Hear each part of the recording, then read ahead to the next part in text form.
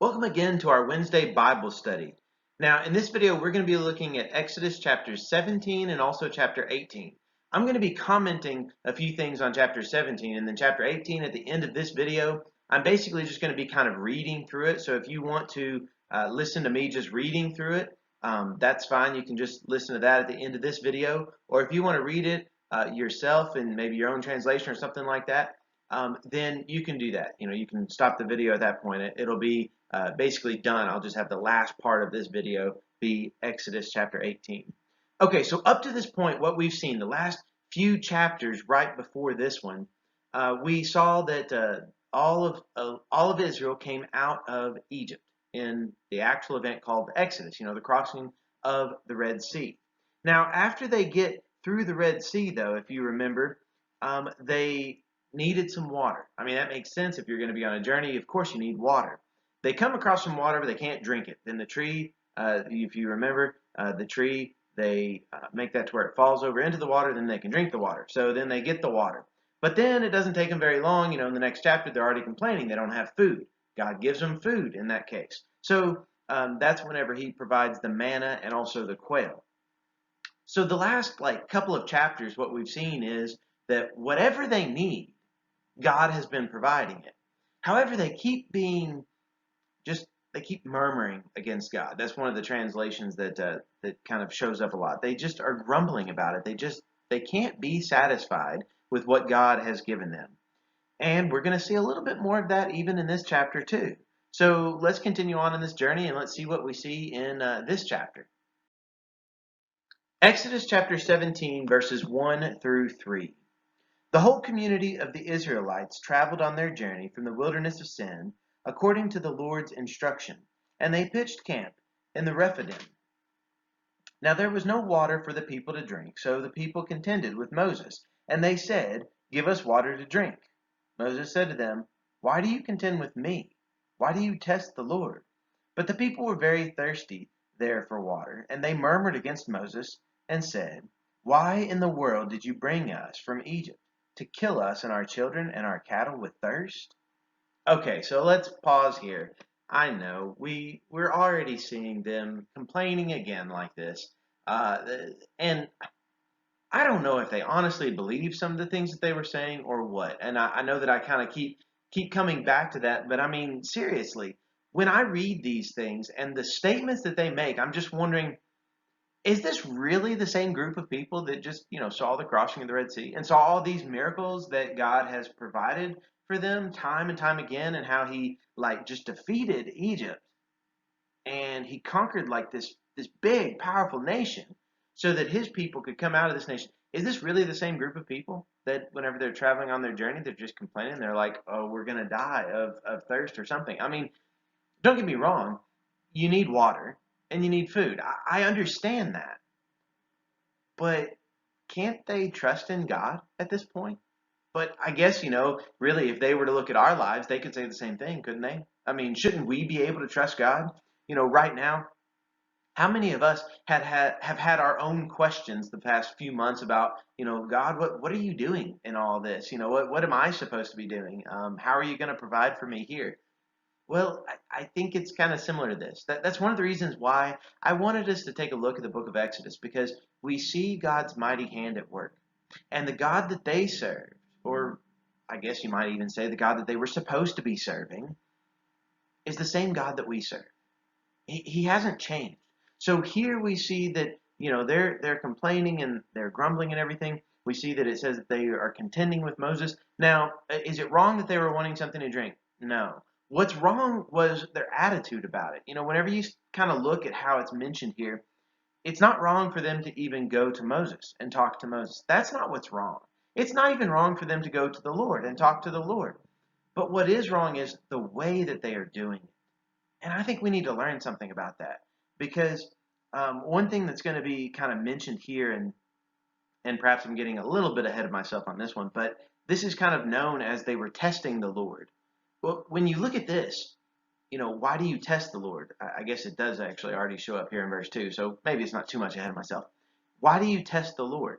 Um, they're trying to prove the Lord. in what he's doing. But actually, the way that they're doing it here, they're going just beyond this confirmation that the Lord is with them. Now they are actually kind of uh, setting themselves on an opposing side as the Lord. Now that's wrong. Now just asking God what is He doing and what's He going to do, that's not really wrong because we see so many faithful people doing that. Time and time again we see that. So there's different ways of understanding what it means to test the Lord, and just because you might use a certain phrase here or there, we need to understand really what's behind that phrase because these Israelites, it wasn't really wrong that they were questioning what God was doing. What was wrong is the way they were questioning what God is doing. You probably kind of, I guess one thing comes to my mind, you've probably experienced this with, your own children. Your own kids might ask you questions. I know that mine do. They ask me about, well, why do I have to do that? Or why are you telling me to do this? They have their questions. They're trying to figure it out. And that's not wrong. But what is wrong is whenever I tell them that, look, you need to do this, and they might not understand why. I'm not asking them to necessarily understand why I'm telling them to do this or to not do this thing. I'm just telling them to do this or to not do it. So they just need to listen to me. That's in many ways the same type of thing that it is with us and God. It's not wrong for us to have our questions and to ask God even from time to time. But what is wrong is maybe how we do that. And if we go about it in a negative way. And they most certainly were going about it in a negative way. You see that several mentions here within the text that they are fighting against Moses, they're fighting against God. Everything is just going against him. So now let's see what's going to happen here. Verses 4 through 7. Spoiler alert. God is going to provide. He always does, doesn't he? Verses 4 through 7. Then Moses cried out to the Lord, "What will I do with this people? A little more, and they will stone me." The Lord said to Moses, "Go over before the people, take with you some of the elders of Israel, and take in your hand your staff with which you struck the Nile, and go. I will be standing before you there on the rock in Horeb, and you will strike the rock, and the water will come out of it so that the people may drink." And Moses did so in plain view of the elders of Israel. He called the name of the place Mesa and Meribah, because of the contending of the Israelites, and because of their testing the Lord, saying, "Is the Lord among us or not?" Okay, so I'm not going to try to mention too much more about, testing Lord, questioning Lord. I think I've already gone enough into that. And I think that you all understand the difference. Understand that there is a right way and a wrong way to go about that. But here we see the Lord is providing. And he does so in a weird way. Let's be honest, though. Doesn't God oftentimes kind of provide in weird ways anyways? I mean, at least I think that he does. I mean, he does some weird miracles from time to time. So this one, there's several questions that we might ask ourselves whenever we start looking at the text. I mean, you look at this. Why is he going to bring water from a rock? Why does he do it in this place at, Mount Horeb? And also, why is he striking the rock? A little bit later, we're going to see a time whenever he's not supposed to strike the rock. Well, this time he's striking the rock. Okay, so he's not supposed to strike the rock then, but he is supposed to strike the rock now. What's with that? So we see all of these different things. But here's some of the answers. Let me remind you of some of these things, okay? One of them is we see here, why water from the rock? Well, one of the things that the water from the rock definitely shows is that's not natural. It's a very impossible thing. You talk about a rock in the wilderness, like it's a wilderness area. There's a rock, and the water comes from it. This doesn't normally happen. It's not the way it's supposed to happen. It's an impossible thing, but it is a miracle of God. God is performing another miracle. He's done so many times in this passage, in this book so far. Now, the location is important, though. In verse 6, it says that there's this rock in Horeb. Why is that important? Okay? Horeb is actually where God revealed himself to Moses. And one of the things that he said to Moses was way back when, chapters 3, around chapters 3 and 4, he said that the sign that's going to happen is that Moses is going to lead the Israelites back to that location. Guess what? They're here. This is a fulfillment of what God himself said was going to happen. Okay, so all these things, let me see if I'm kind of missing something. Oh yeah, another thing, striking the rock. Let's look at those details here. Okay? When you look at verse 5, he tells them to take in your hand your staff with which you struck the Nile and go. Okay, so he's got that staff. Now, this staff is also going to show up in the later on in this chapter in the next story that we're going to come to, and there it's actually going to be called the staff of God. Kind of interesting. But this staff is this wonderful image of really God's presence, and we've seen this time and time again because this is the staff that Moses has had with him. Moses and Aaron have both been with this staff and had this staff. This is what they first did, turned it into snakes, and then this is also the staff that they had at the crossing of the Red Sea. I missed one, obviously. It's whenever they were striking the Nile. Remember that first plague, the first miracle that happened there was he struck with his staff, he struck the Nile, and it turned to water. Guess what? He is striking a stone this time, and now he's getting water from this rock. So it's kind of this interesting thing, but you can also see the symbolism here because you see this staff that is being used. That's the presence of God. And you see this connection here about striking. And they've been familiar with this because it's part of the story that they've just lived. So all of these kind of strange details to us, when you start looking at them, I guess they do make a little bit more sense than what you would at first think. You might not necessarily like some of those explanations, and I mean that's okay. It's just kind of this is just the story that we have. This is how God chose to work in this occasion. I'm not pretending to understand all the ways of God and to explain everything as to why He did it, but I'm just kind of giving you a few things that can maybe help you just understand why He did some of the stuff that He did, or some of the symbolism behind those things. And the last phrase that we see here is this question: "Is the Lord among us or not?"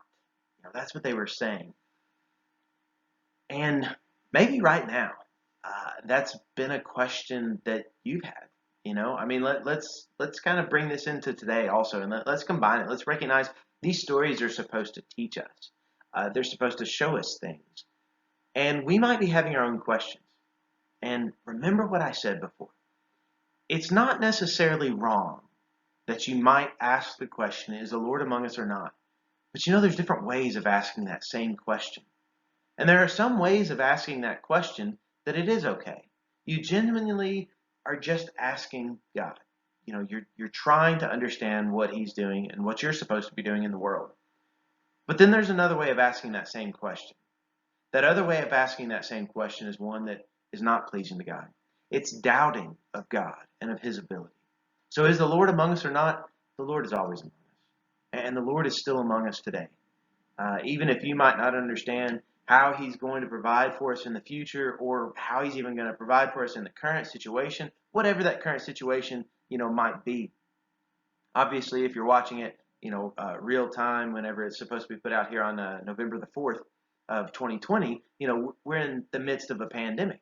But if you're watching this video later, then who knows what might be going on in your life right now? I mean, I don't know. I can't really tell the future. But we can see that God is still in control of things. And even though it might not make sense, I mean, how many of us would have been able to tell, okay, yeah, God's going to provide water from a rock in the wilderness? It's kind of a weird thing. But God does some things like that don't always make sense to us. But He provides for His people. And He's providing for His people here in this chapter, and He provides for us too. Okay, so if this story wasn't weird enough, we got one more story that's, I guess just me personally at least, I think it's even stranger than this one. But let's take a look at it together. Exodus chapter 17, we're going to look at this verses 8 through 13 here. Amalek came and attacked Israel in Rephidim. So Moses said to Joshua, "Choose some of our men and go out, fight against Amalek. Tomorrow I will stand on top of the hill with the staff of God in my hand." So Joshua fought against Amalek, just as Moses had instructed him. And Moses and Aaron and Hur went out onto the top of the hill. Whenever Moses would raise his hands, then Israel prevailed. But whenever he would rest his hands, then Amalek prevailed. When the hands of Moses became heavy, they took a stone and put it under him. And Aaron and Hur held up his hands, one on one side and one on the other. And so his hands were steady until the sun went down. So Joshua destroyed Amalek and his army with a sword. Okay, like I said, the next story that we're looking at, to me, it's even stranger. Okay, this is kind of a weird story, but yet it's also kind of a cool story. It's if you like the battles that are fought in the scriptures, this is one of those that's very interesting. Okay, so basically the simple image of what's going on here. Israel is going to be up against the Amalek or Amalekites here. And what we see in verse 9 is that Moses is to take the staff of God in his hand. See, this is very important that it says staff of God because we see that this staff, what it represents. It's more than just a shepherd's staff. Now, it is that. I mean, I think it most certainly is because that's what he was doing originally, right? He was a shepherd of sheep. He was shepherding the flock whenever God called him. So he's got that shepherd staff. So yeah, it's part of that, but it's gone beyond that. Now this shepherd staff is really the staff of God, and it shows the might of God and how God is with his people. So this is going to be this image of success. So Moses raises up his hand with that staff in it. So he's raising up the other hand and he's raising up the one with the staff. And whenever he raises it up, now he's on top of the hill. So it's like everybody around is seeing this image here with the staff being raised up. And that is the image that God is with us. God is the one that is fighting the battle. That's very important. And whenever he raised it up and kept his hands raised up, then they were prevailing. But whenever he would start lowering his hands, then the other side, the Amalek would prevail. Obviously, you can't have that. So they did all these things. They were propping up his hands. They did all of these things. It's kind of interesting, but all of this was to show God is the one that's fighting the battle. It's not them. So I guess if you want to sort of look at it this way, we see two different images being used. Whenever Moses has his hands raised up and he's got that staff in his hand, that's whenever God is doing the fighting. But whenever the staff is down, then so to speak, that's whenever they are doing their own fighting. Whenever we try to fight our own battles, we're going to lose. It just doesn't work. But whenever God is the one who's actually fighting our battles, then we see the success in these things. Or to kind of put it into a little bit, if you want to go combine into the New Testament a little bit, you know, our battle, this war that we are a part of, it's not against flesh and blood. It's against these spiritual forces, and God is the one who's really fighting through us. Now you find that in the full armor of God passage, whenever Paul is talking about how you need to have the full armor of God.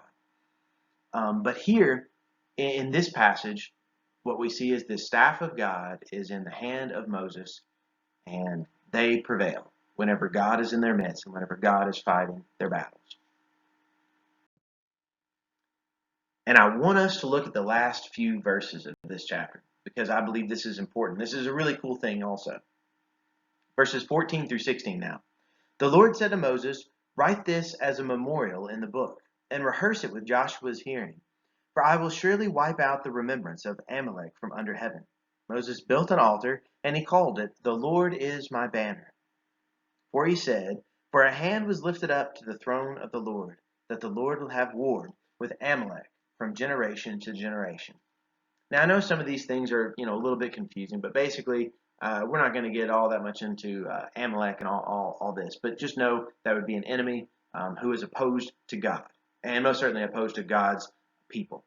But here, if you're wanting to know this, I've shared this with you before, maybe a couple different times even, but this is the first time that writing the Bible is actually mentioned in the Bible. And I think this is wonderful. Like the very first time that I remember someone pointing this out to me, it was actually the guy named as Tim Mackey from the Bible Project. If you know that I oftentimes use their videos and stuff.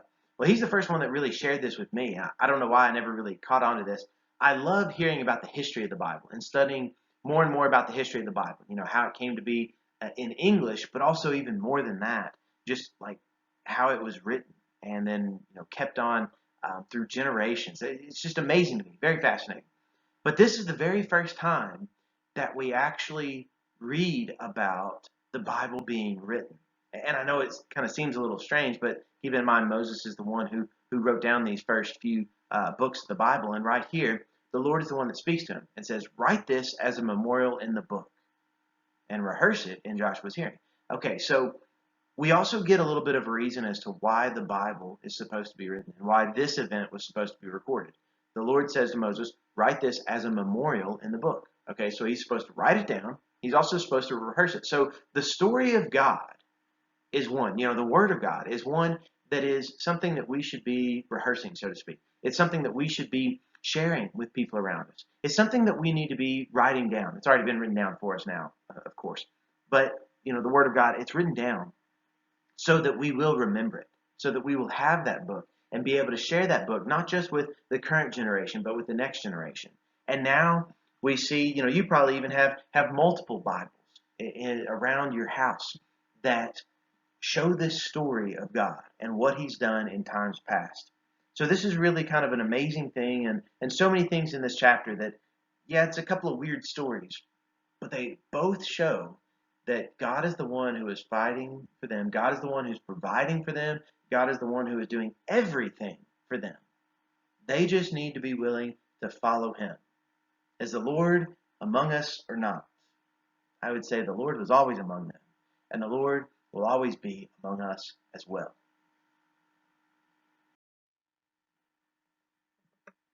I also want to share one more thing, kind of going back just a little bit to that rock in the wilderness here. The Exodus chapter 17, it's mentioned a few different times, or some of these events, they're mentioned in the New Testament. I want to share just this one passage here. It comes from 1 Corinthians chapter 10.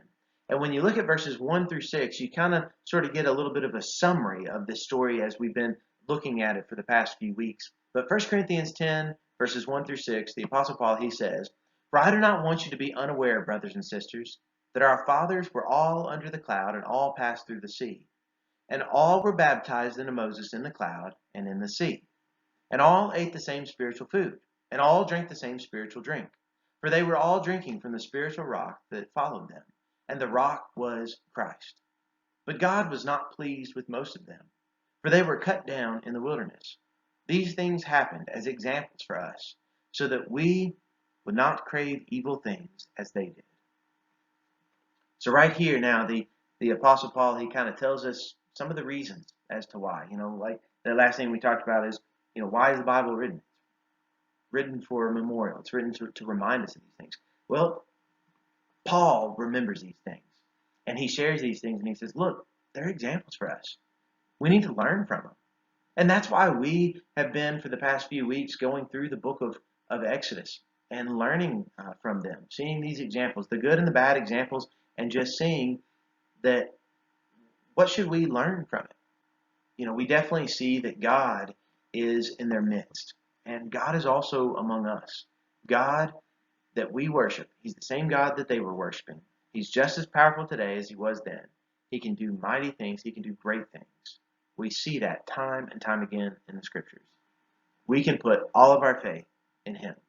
And guess what? Living in the New Testament, we even get the rest of the story. We find out about Jesus Christ. And there's a connection here about this rock, that they drank from that rock. That rock was Christ. So in a sense, Christ was the one that would bring them salvation and deliverance through the wilderness. And guess what?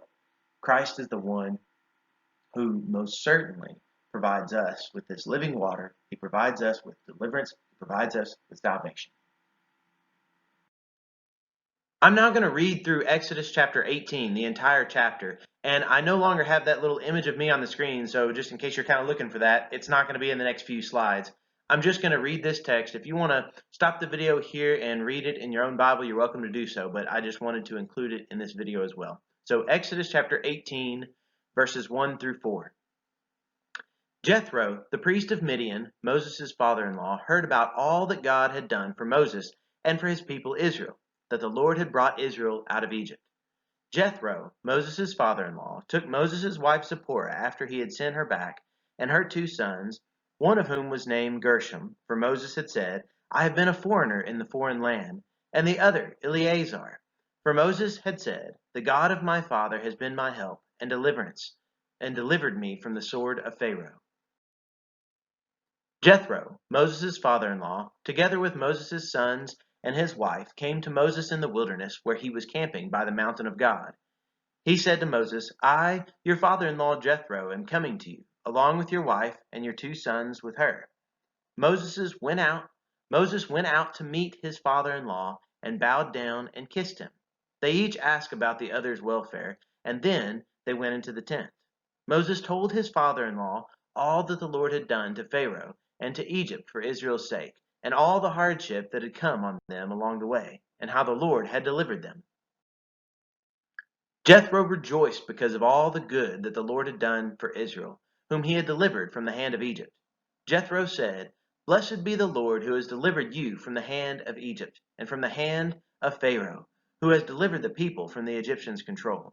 Now I know that the Lord is greater than all the gods, for in the thing in which they dealt proudly against them, he has destroyed them.